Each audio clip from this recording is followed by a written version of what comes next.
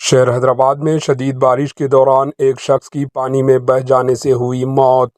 ریاست تلنگانہ کے دارالحکومت شہر حیدرآباد میں منگل کی صبح ہوئی طوفانی بارش میں ایک شخص کے پانی میں بہہ جانے سے موت واقع ہو گئی، جس کی شناخت راڑی سالہ وجے کی حیثیت سے ہوئی، جو یومیہ مزدور بتایا گیا ہے۔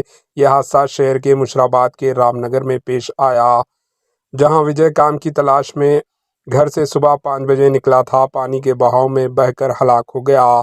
صبح 7 بجے مقامی لوگوں نے اس کی نعش چرچ کے پاس دیکھ کر پولیس کو اطلاع دی۔ GHMC اور پولیس نے نعش کو مردہ خانہ منتقل کر دیا۔ Bureau report, AHN news.